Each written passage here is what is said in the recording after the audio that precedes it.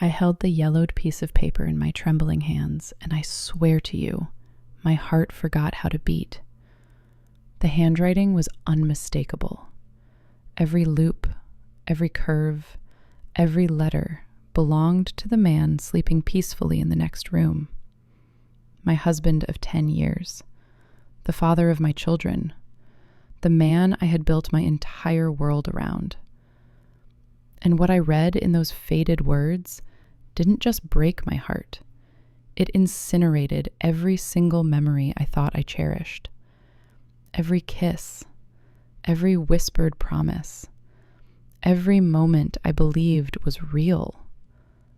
Gone, burned to ash in 60 seconds. Because this note, hidden beneath a loose floorboard under my bed for a decade, revealed that the man I loved never existed. He was a character, a performance, a carefully constructed lie designed to destroy me from the inside out. And the person he wrote this letter to? Someone I trusted almost as much as I trusted him. Someone who sat at my dinner table. Someone who held my hand when I cried. Someone who looked me in my eyes and called me her best friend. I want you to imagine discovering that your entire life, your marriage, your friendships, your understanding of who you are, was nothing but an elaborate trap. That's not a metaphor. That was my Tuesday evening. And by the time I finished reading that note, I made a decision. If my husband wanted to play a game with my life, then I would show him that I could play too. Except this time, the rules would be mine. Before I take you deeper into this nightmare, I need you to do something for me. If you're watching this right now, drop a comment telling me where in the world you're watching from. I want to know, because this story, as personal as it is, has a message that transcends borders. And if you haven't subscribed to this channel yet, please hit that subscribe button right now. Trust me when I tell you that you do not want to scroll away from this story. What I'm about to reveal will leave you questioning everyone you think you know. My name is Lavinia Moreau, and 10 years ago, I thought I was the luckiest woman alive. I had married Theron Vance, a man so charming, so attentive, so impossibly perfect that my friends used to joke that I had ordered him from a catalog. He was tall, with eyes the color of aged whiskey, and when he smiled, it felt like the whole room got brighter. We met at a charity gala for children's literacy. How poetic, considering he would spend the next decade writing fiction with our lives. I was 24 years old, freshly graduated with a degree in art history, working as a junior curator at a small gallery. I didn't come from money, or at least that's what I believed at the time. I was raised by my mother, Rosalind, and my stepfather, after my biological father died when I was just 3 years old. I had no memories of him, only a single photograph of a man with my same amber eyes holding me as an infant. Theron pursued me with the intensity of a man possessed. He sent flowers to my workplace every single day for 2 months. Not roses, he knew I found them cliché. He sent wildflowers, different arrangements each time, always with handwritten notes that referenced conversations we'd had. He remembered everything I said, every small detail. My favorite author, the way I took my coffee, the fact that I always cried during thunderstorms because they reminded me of my childhood. He made me feel seen in a way no one ever had, and when he proposed on the anniversary of our first date, under the same stars where we had shared our first kiss, I said yes without a single hesitation. My mother, Rosalind, was overjoyed. She had never liked any of my previous boyfriends, but Theron, she adored him. She used to say he was exactly the kind of man I deserved. I didn't know then what she really meant by that.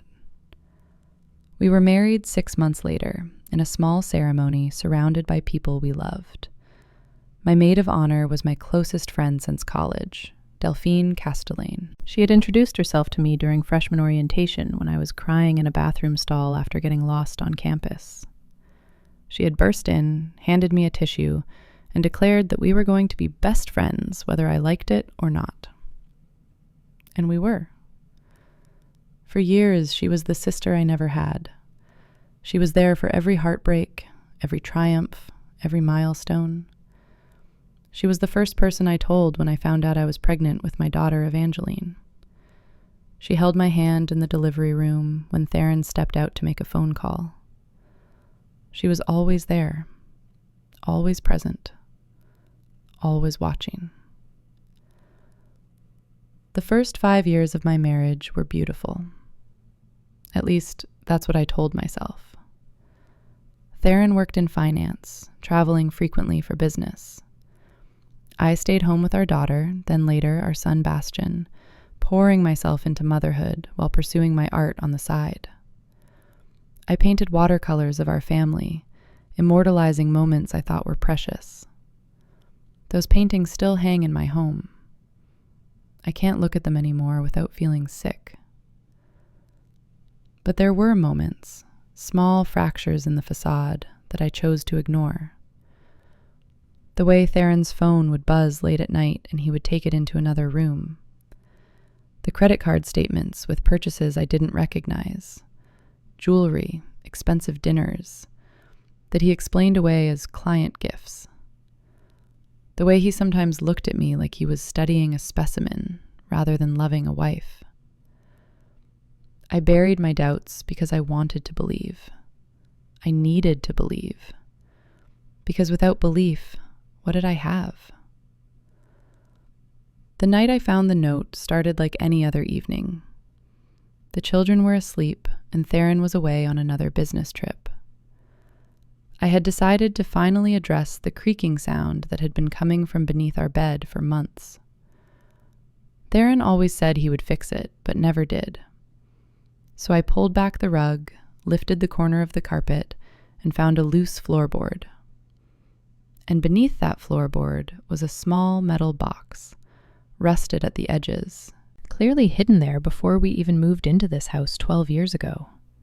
Theron had inherited this house from his grandmother, or so he had told me. Inside the box were letters, dozens of them, all in Theron's handwriting, all addressed to the same person. My dearest Delphine. The words swam before my eyes as I read. My hands were shaking so violently that I could barely hold the paper, but I forced myself to read every single word, because I needed to understand. I needed to know the truth, even if it killed me. My dearest Delphine, the plan is working perfectly. Lavinia suspects nothing. Her mother has confirmed that the inheritance will transfer upon marriage, and our arrangement will finally come to fruition. I know these past months have been difficult, watching me play this role, but remember what we discussed. This is temporary. She is temporary. Once we have what we need, we will have the life we always dreamed of. The house in the south of France, the vineyard, everything. All we need is patience. Her father's estate is worth more than we imagined, and her mother has done an excellent job keeping her ignorant. Lavinia actually believes she grew up poor. She has no idea that her biological father was Lavinia Moreau, the shipping magnate. She has no idea that she is the sole heir to a fortune worth $47 million. And by the time she finds out, it will be too late. The accounts will be drained, the properties will be sold, and we will be long gone. I love you. I have always loved you. This charade ends soon. Until then, remember that every time I touch her, I am thinking of you. The letter was dated 2 weeks before our wedding, 10 years ago. And as I sat on the floor of my bedroom, surrounded by evidence of a decade of betrayal, I realized that everything had been a lie. My husband didn't love me. My best friend was his accomplice. My mother was the architect of my destruction, and my father, the father I was told died penniless, had left me a fortune that had been stolen from right under my nose. I should have screamed. I should have cried. I should have called someone, anyone, to come hold me while I fell apart. But instead, something cold and sharp crystallized in my chest. It was fury. Pure, undiluted, patient fury. And in that moment, sitting in the debris of my shattered life, I made myself a promise. I would uncover every lie. I would gather every piece of evidence. And when the time was right, I would burn their world to the ground the same way they had burned mine. They thought they had won. They thought I was a fool. But they had made one critical mistake. They had underestimated me. And that underestimation would be their undoing. The night after I found those letters, I didn't sleep. How could I? Every time I closed my eyes, I saw their words, their plans, their contempt for me dripping off every sentence like venom. I lay in that bed, the same bed where my husband had made love to me while thinking of another woman, and I forced myself to remember. Because if I was going to dismantle the lies they had built, I needed to understand how they had done it. I needed to trace the threads back to the beginning. I met Theron Vance at the Castellane Foundation Gala for Children's Literacy. At the time, I thought it was fate. Now I know it was manufactured. Delphine had insisted I attend, despite my protests that I didn't have anything appropriate to wear, that I wouldn't know anyone, that these events made me uncomfortable. She had shown up at my apartment with a dress. Emerald green, expensive, not my style, but beautiful nonetheless. She did my hair and makeup herself, and when I looked in the mirror, I barely recognized the woman staring back at me. "Tonight," Delphine had said, her hands on my shoulders, "your life is going to change." She was right, just not in the way I believed. I remember walking into that ballroom and feeling completely out of place. Everyone there seemed to know each other, moving in circles I didn't understand, speaking in codes I couldn't decipher. I was about to leave when I accidentally spilled champagne on a man's suit. That man was Theron, and instead of being angry, he laughed. He said something about how the suit was ugly anyway, and how I had done him a favor. He got me another drink. We talked for 3 hours, and by the end of the night, I was certain I had met my soulmate. Looking back now, I can see the seams in his performance. The way his eyes would occasionally flicker to somewhere across the room. Delphine, I now realize, watching from a distance, making sure her puppet was performing correctly. The way he asked questions that seemed casual, but were actually strategic. Where did I grow up? Did I know anything about my father? What was my relationship like with my mother? I thought he was genuinely curious about my life. He was actually gathering intelligence. Our courtship was a masterclass in manipulation. Theron studied me like I was a subject to be mastered. He learned my love language, acts of service, and weaponized it. He cooked for me. He fixed things in my apartment without being asked. He remembered every small complaint I ever made and addressed them before I could even bring them up again. He created the illusion of being understood, and I fell into it like a drowning woman reaching for a lifeline. My mother, Rosalind, encouraged the relationship at every turn. She invited Theron to family dinners, praised him constantly, told me repeatedly how lucky I was to find him. "Men like him don't come along often," she would say. "Don't let him get away." I didn't understand then why she was so invested in my romantic life when she had spent most of my childhood emotionally absent. Now I know she was protecting her investment. My biological father, Lavinia Moreau, was a name I never heard growing up. When I asked about my father as a child, my mother would get a faraway look in her eyes and say simply that he was gone, that he had loved me very much, and that some questions were better left unasked. I learned early to stop asking. She told me he had been a sailor, that he died at sea, that there was no body to bury and no estate to speak of. She said he came from poor immigrants and had nothing to leave behind but the photograph I kept on my nightstand. Every word was a lie. I discovered the truth about Lavinia Moreau on my third night of investigation, hiding in my home office while Theron slept down the hall. The internet is a powerful tool when you know what questions to ask. Lavinia Moreau was not a penniless sailor. He was the founder and sole owner of Moreau Maritime Shipping, one of the largest freight companies on the eastern seaboard. He died in a plane crash when I was 3 years old, not at sea. And his will, which I found in archived court documents that had been poorly redacted, left everything to his only child, Lavinia Moreau, to be held in trust until her 25th birthday.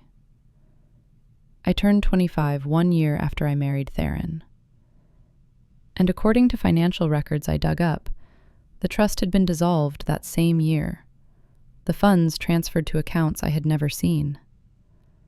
They had stolen $47 million from me, my mother, my husband, my best friend. They had taken my birthright, my father's legacy, and turned it into their personal slush fund. And they had been so confident in my ignorance that they kept the evidence of their crimes hidden in the same house where I lived. But here's what they didn't count on.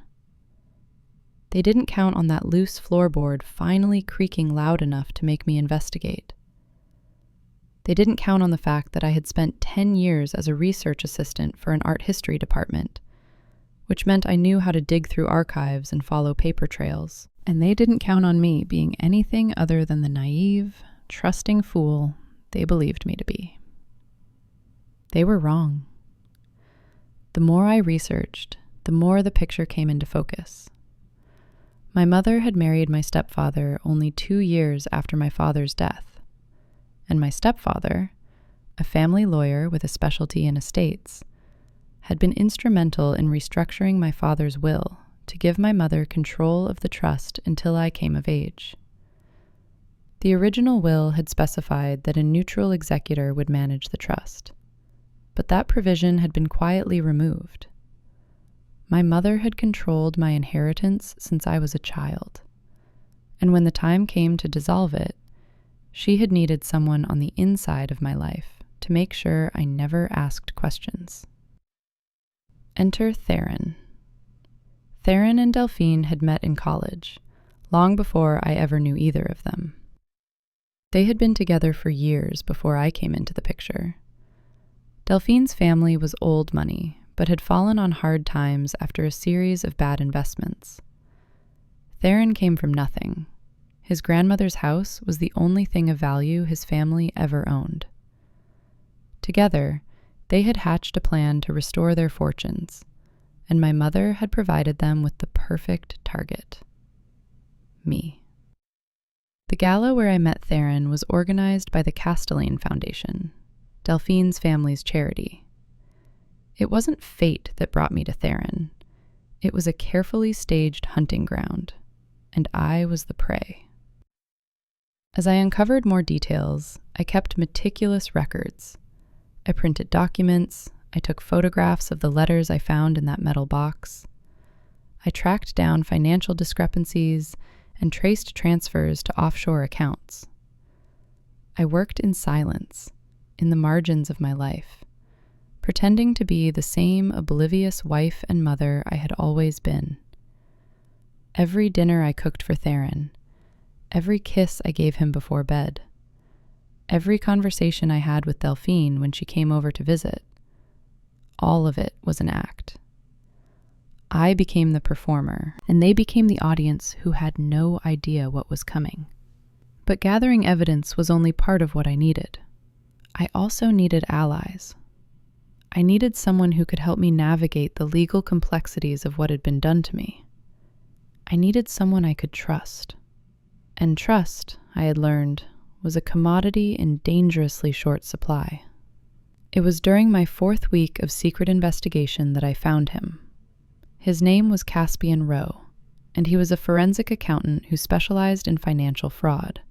I found him through an anonymous forum for victims of family scams, and when I reached out to him with a burner email, he responded within hours.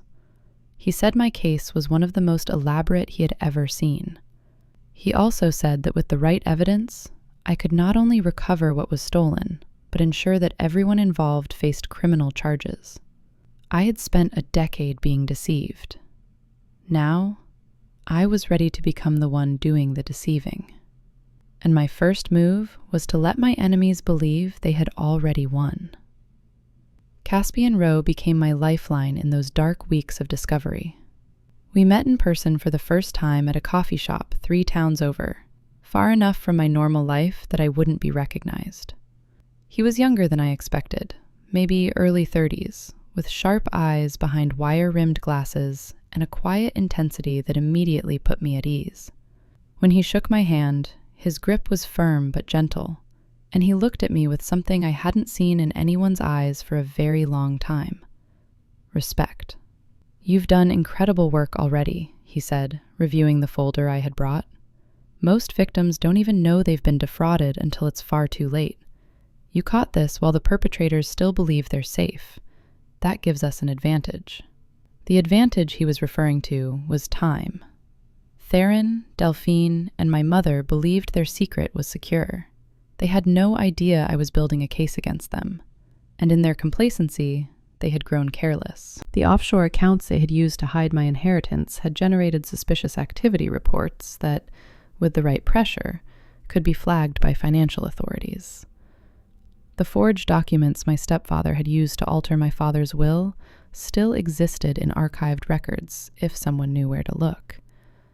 And the love letters Theron had written to Delphine, describing their scheme in explicit detail, were evidence of conspiracy to commit fraud. We had them. We just needed to put the pieces together in the right order. But Caspian warned me about something I hadn't fully considered. "If you move too quickly," he said, "they'll scatter. They'll hide assets. They'll destroy evidence. They'll turn on each other and complicate the prosecution. If you want true justice, if you want everything back, you have to be patient. You have to let them believe they're still in control." Patience. It was the same word Theron had used in his letter to Delphine. Patience while he pretended to love me. Patience while they drained my inheritance. Now it was my turn to be patient. And I would be. Because when I finally made my move, I wanted there to be nowhere for them to run. The weeks that followed were a strange kind of torture. I continued living my life as though nothing had changed. I woke up next to Theron every morning, made breakfast for my children, had coffee with Delphine when she stopped by unannounced. I smiled and laughed and played the role of happy wife and devoted friend, while inside, something had died. Or maybe something had finally come alive.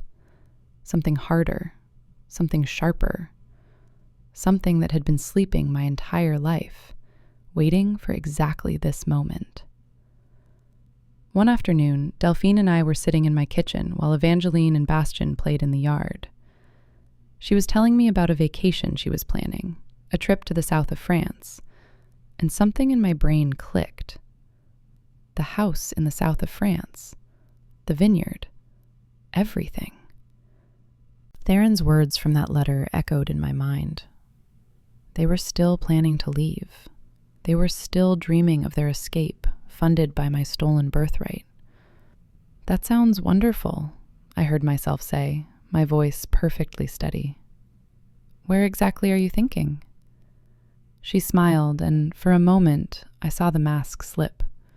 Just a flicker of something predatory behind those beautiful eyes. Oh, somewhere quiet.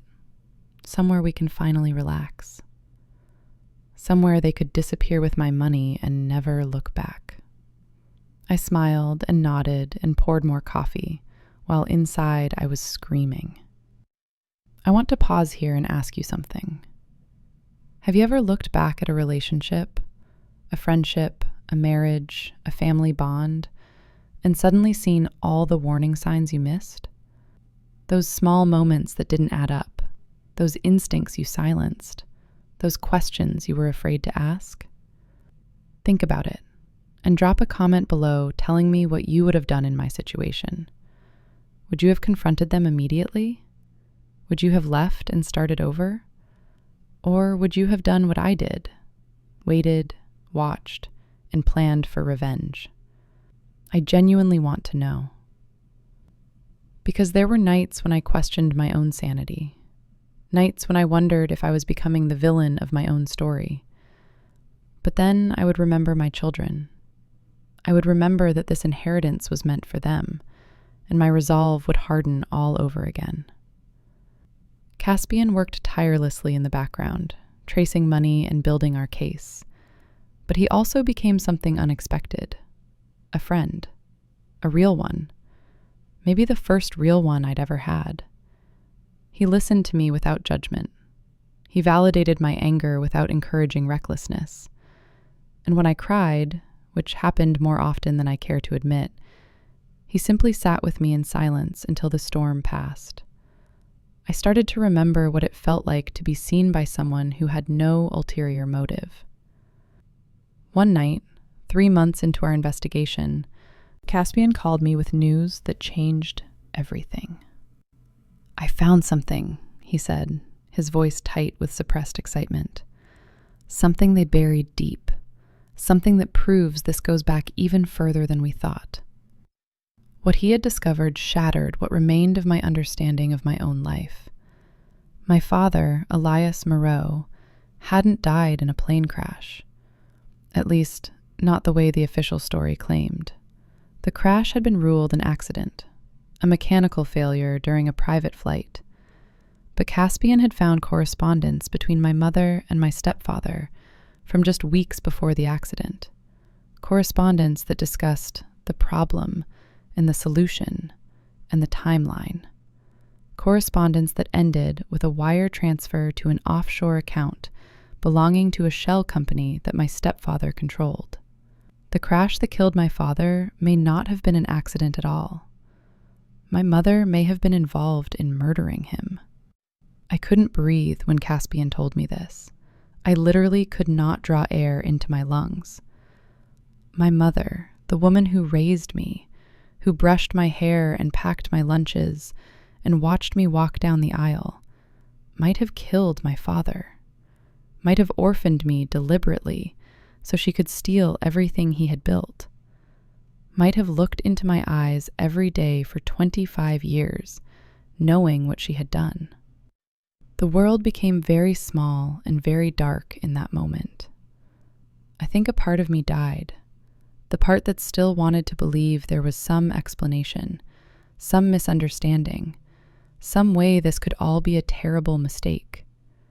But Caspian's evidence was damning, and I knew, with a certainty that settled into my bones, that I was dealing with monsters.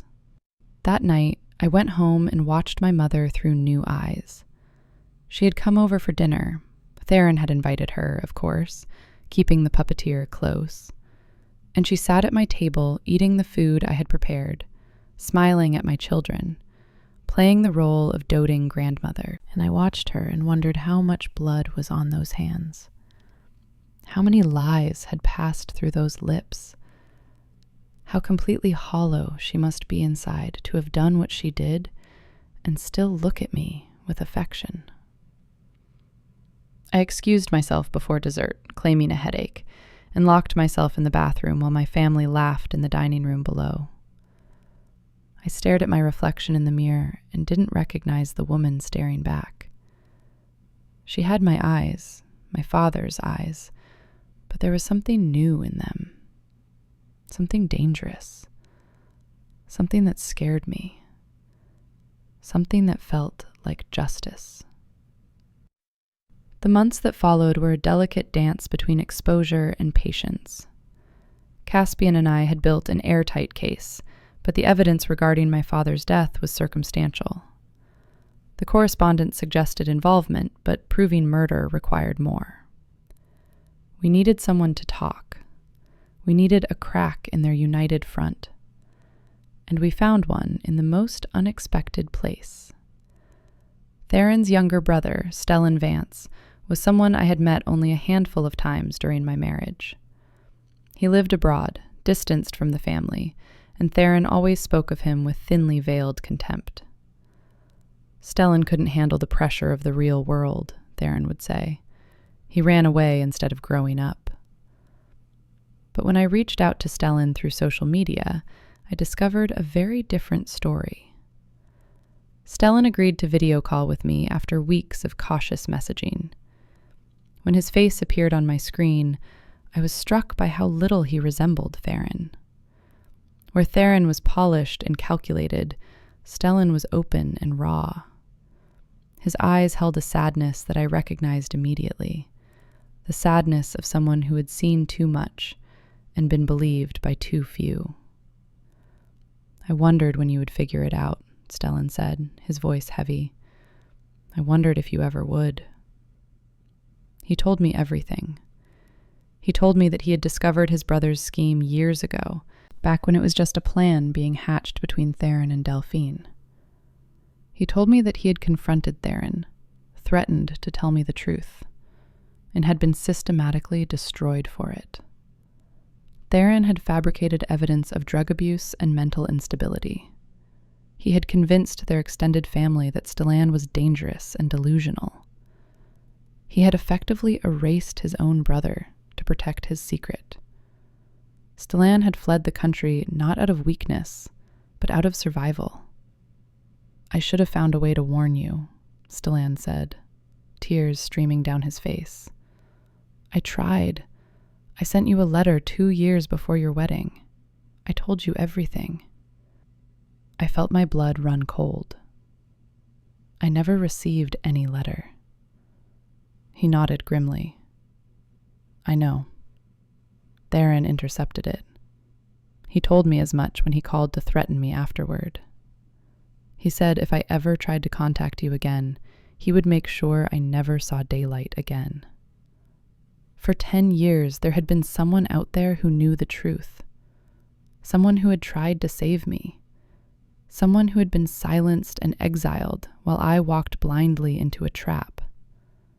The guilt Stellan carried was enormous, and I found myself comforting him even as my own rage built to a fever pitch. This isn't your fault, I told him. You tried. That's more than anyone else did. We talked for hours that first night, and by the end of it, I had not just another ally, but a witness. Stellan was willing to testify to what he knew. He was willing to come back and face his brother. He was willing to help me end this. With Stellan's testimony added to our evidence, the case against Theron, Delphine, and my mother became devastating. But it was the twist in my father's death that still haunted me. I needed closure. I needed to know, definitively, whether my mother had murdered him. And to get that closure, I realized I would have to do something dangerous. I would have to make my mother believe I knew more than I did, and hope that she would slip. I arranged to have dinner with her alone, something I hadn't done in years. Theron was traveling again, probably visiting Delphine somewhere, though I no longer cared, and the children were with his parents. It was just the two of us, mother and daughter, sitting in the same restaurant where she had taken me to celebrate my engagement. The symmetry felt appropriate. We made small talk at first. She asked about the children. I asked about her garden. We circled each other like predators, though only I knew we were hunting. Then, when the main course arrived, I set my trap. "I've been thinking a lot about my father lately," I said casually, watching her face for any reaction. "My biological father, Elias." A flicker. Just the slightest tension in her jaw, but I saw it. "What brought that on?" she asked, her voice perfectly controlled. I shrugged. "I found some old documents in the attic. Letters, financial records, things that made me curious about who he really was." Now the tension spread to her shoulders, her hands, her entire body. She was afraid. I could smell it. "Your father was a complicated man," she said carefully. "There are things about him that you don't need to know." "Like the fact that he was a millionaire?" I asked sweetly. "Like the fact that he left me everything? Like the fact that someone—" I leaned forward, letting my mask slip just enough to show her the fury underneath. "Someone stole every penny of my inheritance before I even knew it existed." The color drained from her face. For a long moment, she simply stared at me, and I could see the calculations happening behind her eyes. Deny? Deflect? Attack? She was trying to figure out how much I knew and how much was bluster. Finally, she spoke, and what she said nearly stopped my heart. "You have no idea what I saved you from," she whispered. "Your father was a monster. The things he did, the people he hurt. You were better off not knowing him. You were better off without his money poisoning your life." I stared at her in disbelief. Even now, even caught, she was trying to manipulate me, trying to reframe her crimes as protection, trying to make me doubt my own understanding of reality. "You didn't save me from anything," I said, my voice shaking with barely controlled rage. "You stole from me. You lied to me. You destroyed my life. And I know about the plane crash. I know what you did to him."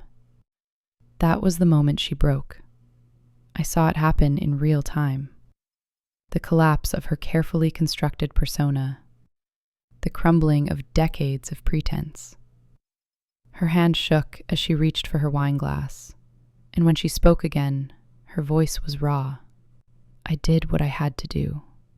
For both of us. You'll never understand, but I did what I had to do." It wasn't a confession, not quite, but it was close enough, and I had recorded every word on the phone hidden in my purse. The next 6 weeks were the most dangerous of my life. I had a recorded conversation suggesting my mother's involvement in my father's death. I had documented evidence of financial fraud spanning a decade. I had witness testimony from Stellan Vance, and I had a plan for how to bring everyone down simultaneously. But executing that plan required precision, timing, and an almost superhuman ability to continue pretending everything was normal. Theron came home from his trip expecting to find his obedient wife waiting. I played my role flawlessly.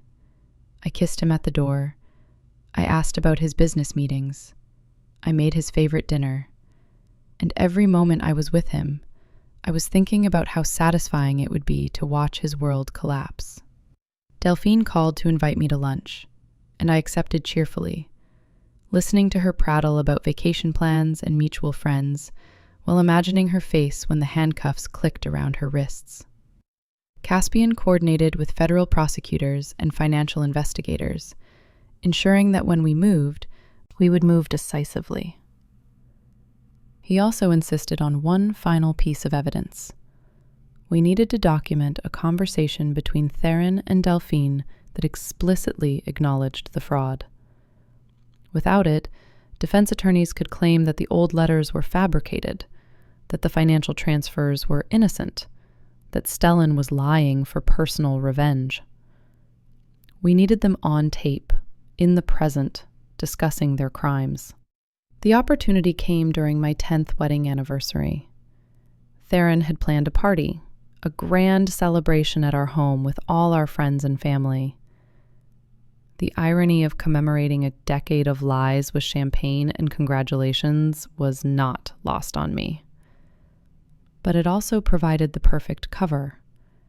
With dozens of guests moving through our house, no one would notice a few strategically placed recording devices. The night of the party arrived, and I played the gracious hostess with Oscar-worthy perfection. My dress was elegant. My smile was radiant. My champagne glass was always full, but never touched. I needed to stay sharp.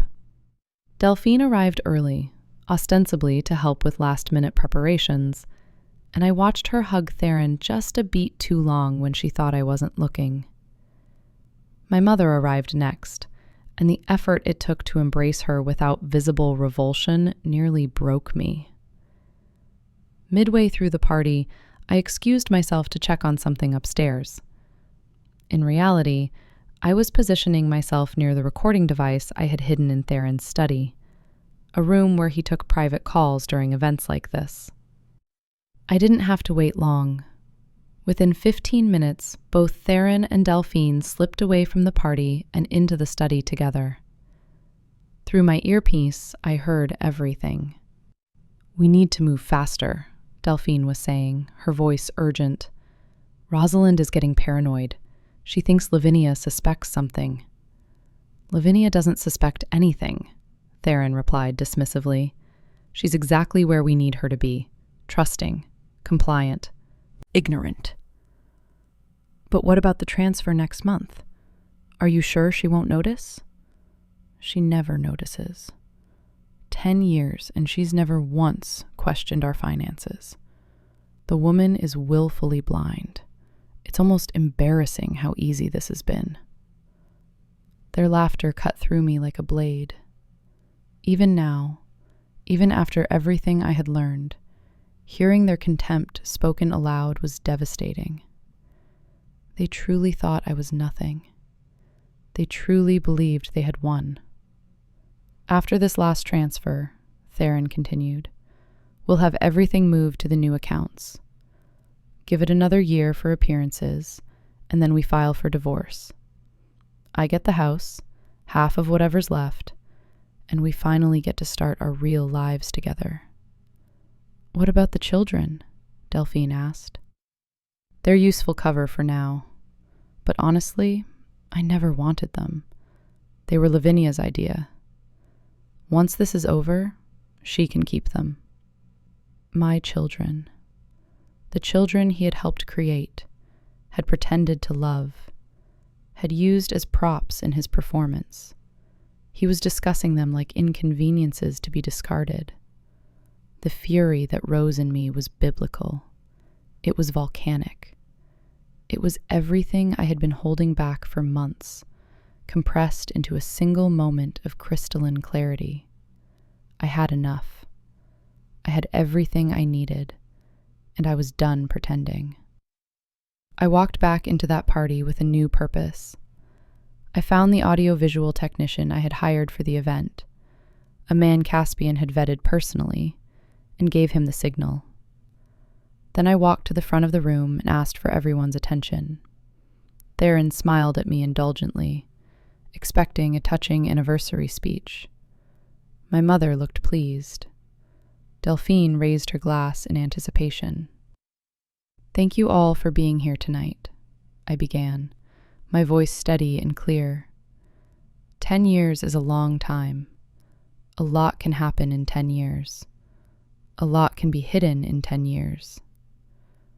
I saw confusion ripple through the crowd. Theron's smile faltered slightly. "I thought tonight would be a perfect time to share some memories from the past decade. Some moments that my husband might have forgotten." The projection screen behind me flickered to life, and then the audio began to play. The recording from the study. Every word, every laugh, every damning sentence broadcast to a room full of witnesses. The chaos that followed was something I will carry with me for the rest of my life.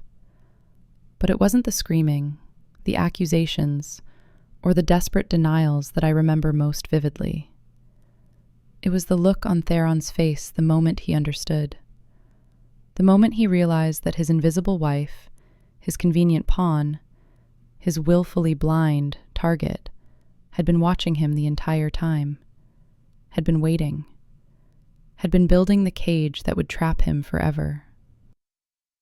That look, the collapse of his arrogance, the birth of his terror, was worth every moment of pain I had endured. The recording played in its entirety while Theron stood frozen, unable to move, unable to speak. Delphine tried to run, but she found her path blocked by 2 federal agents who had been waiting outside, alerted by Caspian the moment I gave the signal. My mother collapsed into a chair, her face ashen, her hands clutching the armrests like they were the only things keeping her anchored to the earth. Guests scattered like startled birds, some filming on their phones, others simply staring in horrified fascination. When the recording ended, I spoke again.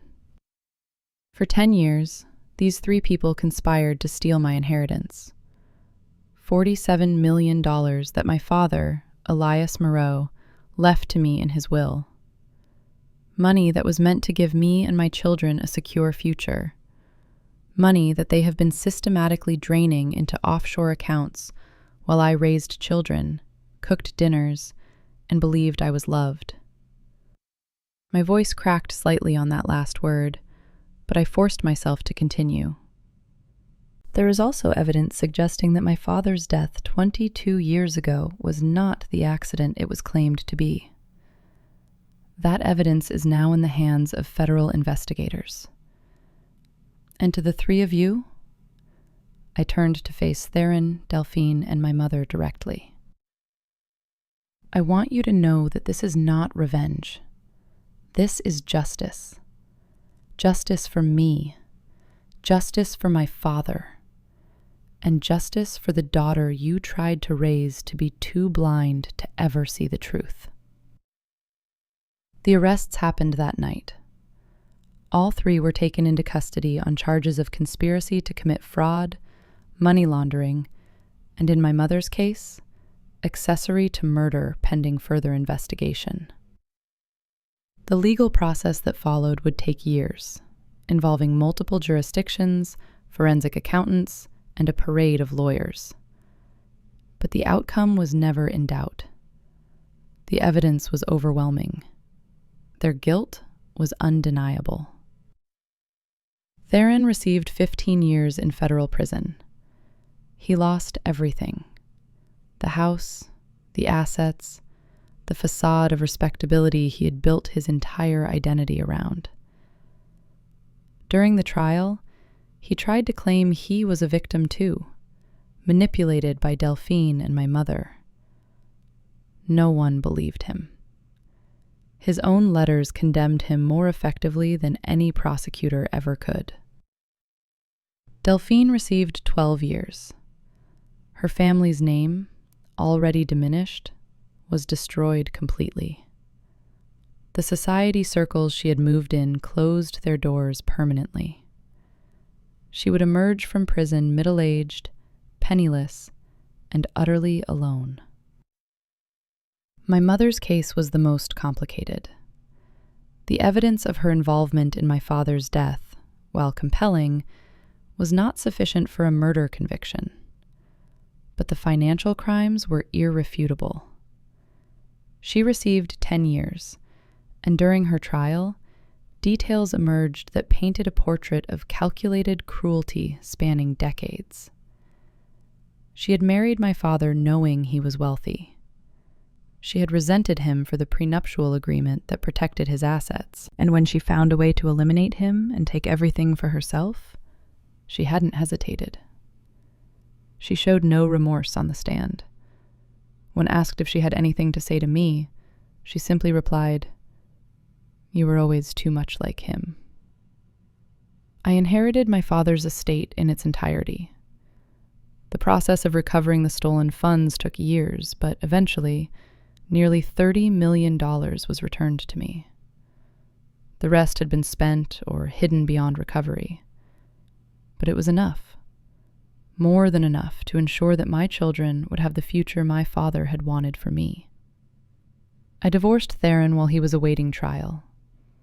The proceedings were uncontested. He had nothing left to fight with. I kept the house, sold it, and moved somewhere entirely new with Evangeline and Bastian. A place with no ghosts, no memories, no shadows lurking in corners. Caspian remained a constant presence throughout the years of legal proceedings. What began as a professional relationship evolved into something deeper. He had seen me at my worst, broken, enraged, terrified, and had never flinched. He had believed me when I had stopped believing myself. And when the trials were over and the verdicts were rendered, he was there. We married on a beach 3 years after the night of my anniversary party. It was a small ceremony, just family and true friends. Stellan was there, finally free of the brother who had tried to erase him. Evangeline and Bastian stood beside me, healthy and happy, understanding nothing of what their mother had endured, but sensing that something heavy had finally lifted. I wore white, not as a symbol of purity, but as a declaration, a clean slate, a new beginning. And when Caspian kissed me under the setting sun, I felt something I hadn't experienced in so long, I had forgotten its name. I felt free. My father's photograph now hangs in our living room. I had it restored and framed, and sometimes I stand before it and tell him about my day, about my children, about the life I'm building from the ashes of the one that was stolen from us both. I don't know if he can hear me. I don't know if any of the dead can hear the living. But I like to imagine that somewhere, somehow, he knows. He knows that his daughter found the truth. He knows that his murderers faced justice. He knows that his legacy lives on in grandchildren he never got to meet. And he knows that the love he poured into 3 short years with me was not wasted. Sometimes, late at night, I still think about the note that started everything. A yellowed piece of paper hidden under a loose floorboard. A love letter from my husband to my best friend. A confession of betrayal wrapped in poetry. If I had never found it, I would still be living that lie. I would still be the obedient wife, the grateful friend, the dutiful daughter. I would still be invisible. But I found it. And finding it didn't destroy me. It created me. The woman I am today, strong, fierce, unbroken, was born in that moment of discovery. Every tear I shed, every sleepless night, every moment of paralyzing fear was a contraction bringing her into existence. And she is magnificent. To anyone watching this who has ever felt deceived, betrayed, or broken by the people who were supposed to love you, I want you to know that the truth, however painful, is always the beginning of freedom. The lies they tell you are chains. The secrets they keep are prisons. But the moment you choose to see clearly, to demand answers, to fight for your own life, that is the moment you become unstoppable. 10 years of lies, one note that changed everything, and a lifetime of truth waiting on the other side. My name is Lavinia Moreau, and I won.